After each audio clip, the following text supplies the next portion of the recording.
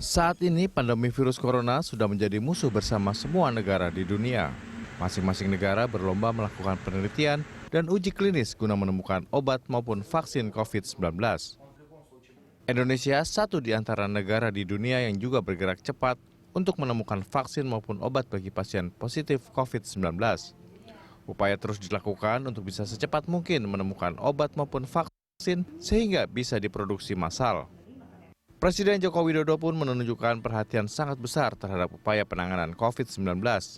Kerjasama dilakukan dengan Tiongkok untuk melakukan uji klinis fase ketiga vaksin virus corona Sinovac, selain mengembangkan pula vaksin merah putih. Bahkan dalam pelaksanaan uji klinis perdana vaksin virus corona dengan 1.620 relawan, Jokowi hadir langsung menyaksikan uji klinis yang dilakukan di Fakultas Kedokteran Universitas Padjadjaran Bandung. Belakangan tersiar kabar Universitas Airlangga Surabaya berhasil menemukan obat COVID-19.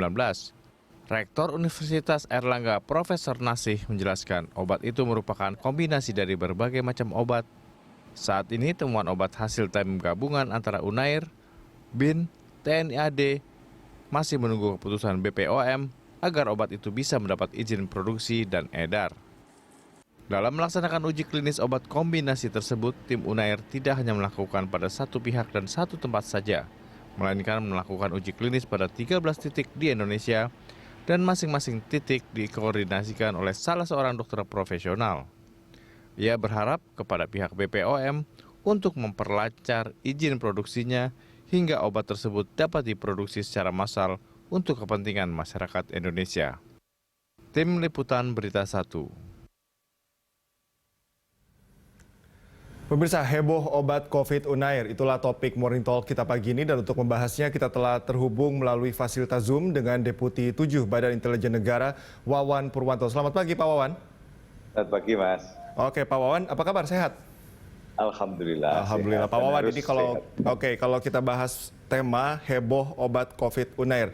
Mungkin heboh karena ini juga bersamaan atau hampir barengan juga dengan beberapa temuan-temuan yang bisa mengklaim ini menyembuhkan COVID, begitu ya, seperti herbal, kemudian juga ada lain-lainnya, sehingga masyarakat menilai ini obat, kemudian vaksin dinilai heboh begitu. Nah, kalau dari temuan BIN yang berkolaborasi dengan Unair, ini apakah tahap klinis ini sudah diajukan ke BPOM dan sejauh mana progresnya Pak Wawan?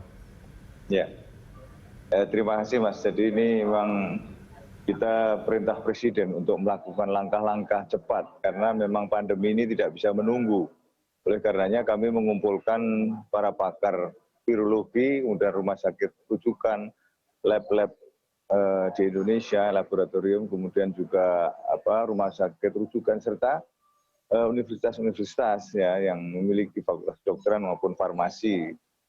Kami juga melakukan pergerakan untuk melakukan rapid test mobile dengan kita menciptakan laboratorium yang bisa bergerak ke mana-mana, dan ini semua untuk mengatasi pandemi.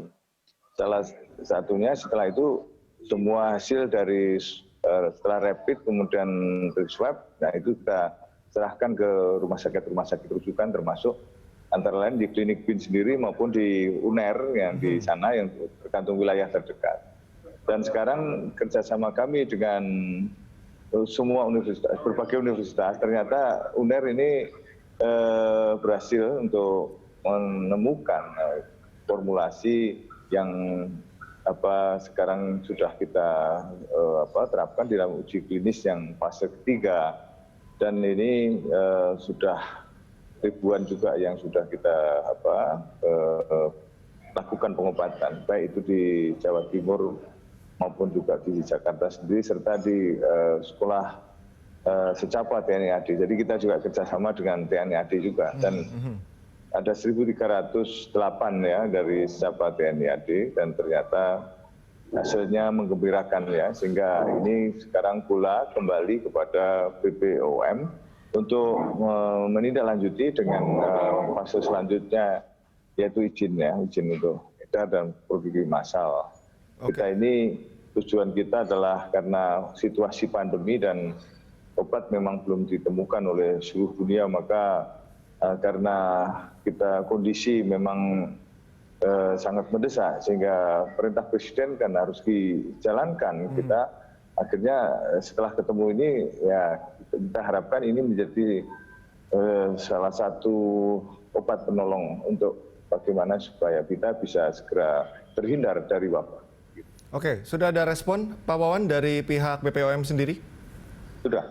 Jadi respon sudah terus-menerus kita lakukan, termasuk laporan-laporan kemajuan labjunya, kemudian dari sana juga berbagai rekomendasi maupun juga langkah untuk melakukan uji klinis ini kan memang juga dari pihak BPOM, dan alhamdulillah ya sekarang sudah memasuki fase ketiga dan sudah selesai, sehingga akhirnya kita kembalikan reportnya kepada BPOM untuk ditindaklanjuti.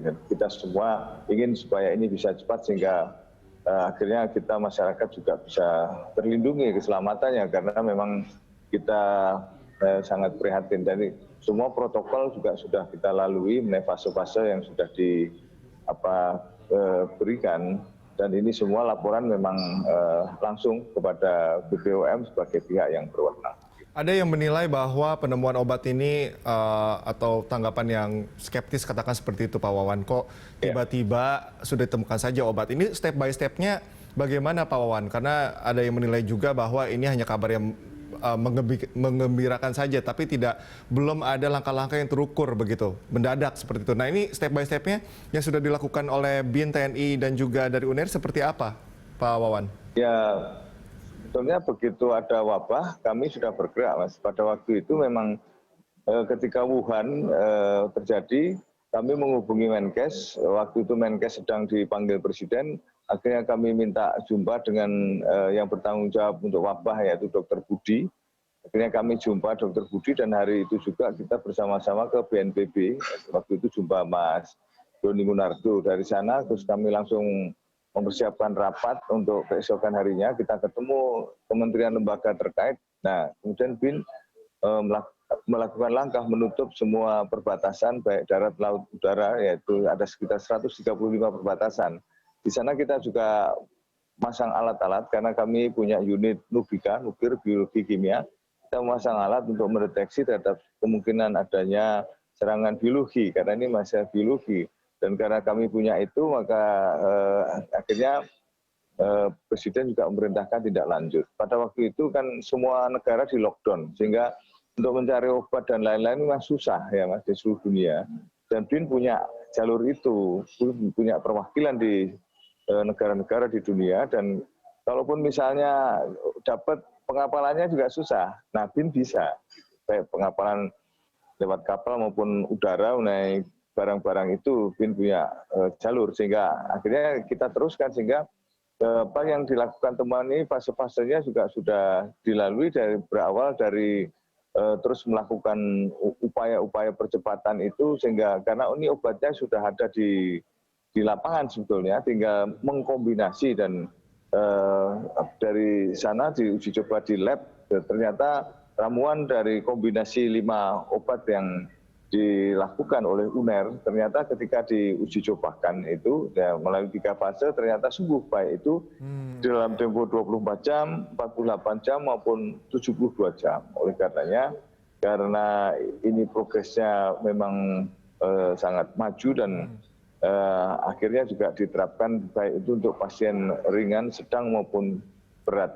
Dan hasil semuanya ini kita sampaikan kepada BPOM untuk ditindaklanjuti, dan fase-fase yang lain pihak UNER yang kemudian juga melengkapinya, termasuk hasil diagnosa dan sebagainya. Memang ini kan laporannya hanya ke BPOM, tidak ke publik. Memang situasinya seperti nanti ada waktunya untuk bisa di publish, dan pada prinsipnya memang ini karena langkah yang diambil adalah langkah kedaruratan, dan semua negara juga belum memiliki. Maka dengan temuan ini diharapkan ini menjadi bukan hanya terus skeptis, pandangan skeptis saja, tidak.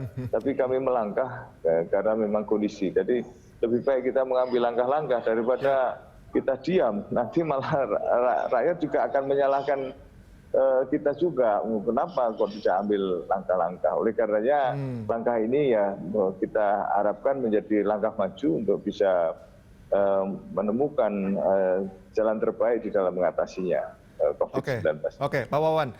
Ya, jadi BIN memang memaksimalkan instrumen yang dimiliki ya begitu. Nah, ini kalau kita bicara instrumen, koreksi kalau saya salah, Pak Wawan. BIN juga kan sudah memiliki instrumen pendidikan juga, ada Departemen Medical Intelligence misalnya.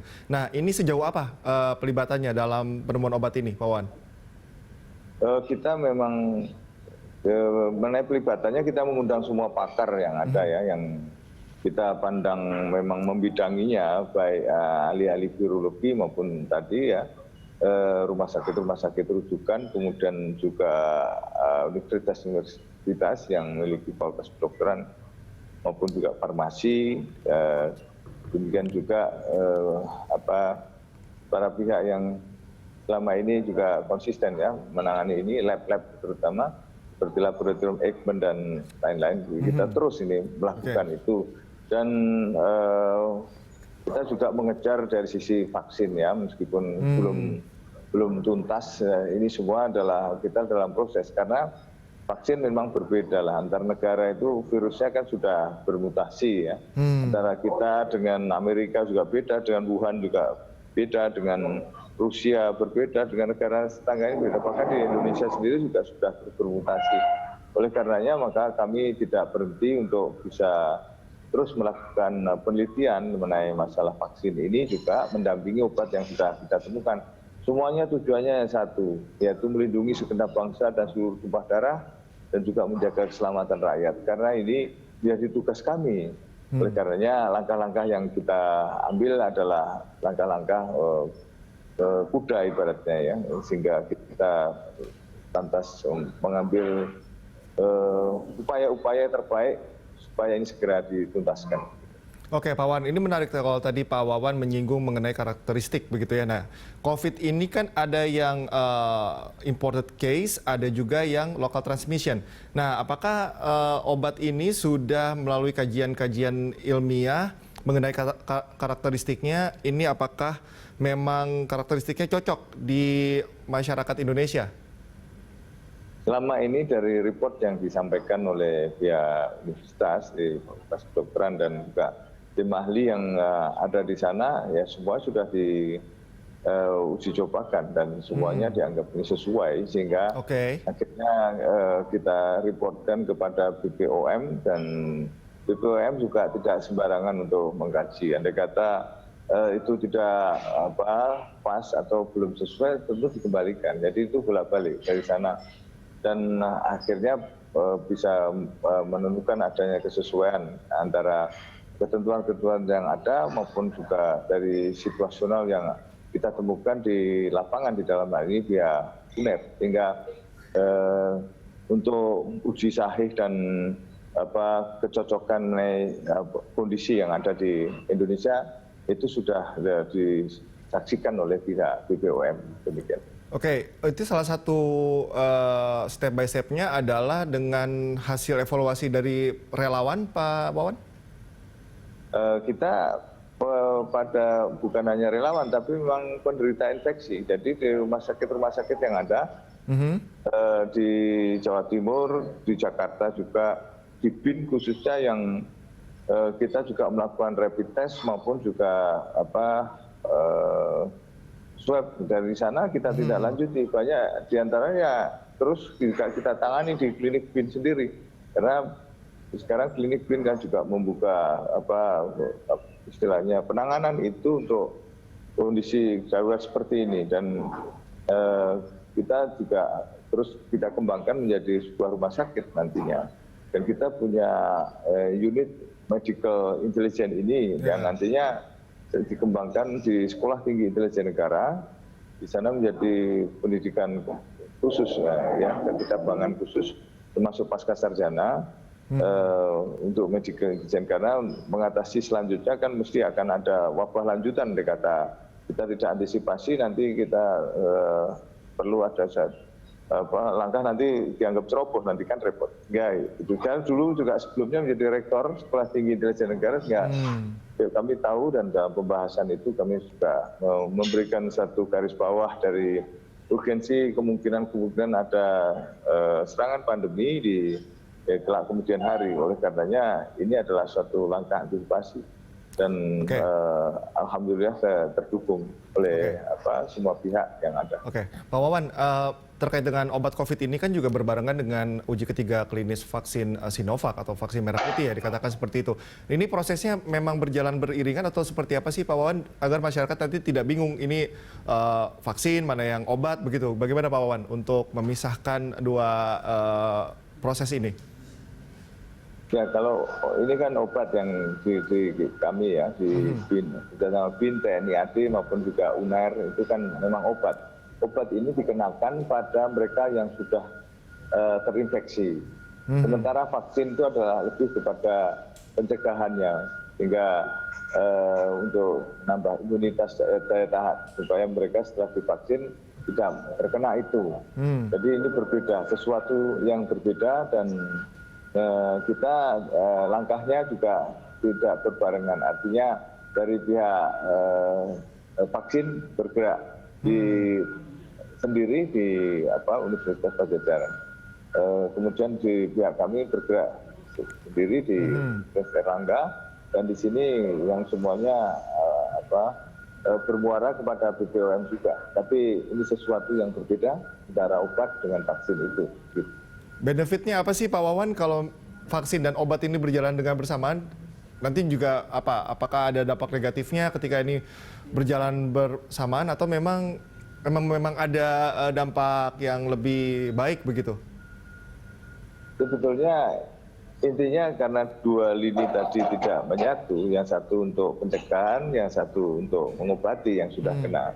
Maka kalau yang namanya uji coba uji klinis ya, itu kan tujuannya tetap untuk memperoleh legitimasi dari BPOM. Jadi dua-duanya itu bertujuan untuk memperoleh legitimasi, memenuhi syarat dari disahkannya, andai kata nanti diperlukan. Nah, untuk izin edar itu kan mesti ada syarat-syarat seperti itu. Dan klausul ini harus terpenuhi oleh selama uji klinis ini di BPOM. Oleh karenanya dua-duanya sama, cuman yang satu ini kan Sinovac bukan dari kita tapi dari luar ya, dari Cina. Sementara yang vaksin yang dari kita memang belum selesai, masih dalam taraf terus dilakukan di laboratorium. Nah, sementara mengenai diperkirakan mungkin sekitar Januari itu insya Allah baru itu selesai. Sementara yang Sinovac sendiri kan juga pengeterapannya juga mulai tahun depan. Jadi sekarang baru uji klinis juga dan penerapannya sama di tahun depan. Nah, mudah-mudahan kita tetap berpacu waktu sehingga kita juga memiliki dari karya anak bangsa sehingga nanti bisa beriring begitu. Oke. Kawan, kita masih akan mendiskusikan beberapa hal, tapi usai jeda dan pemirsa tetaplah bersama kami.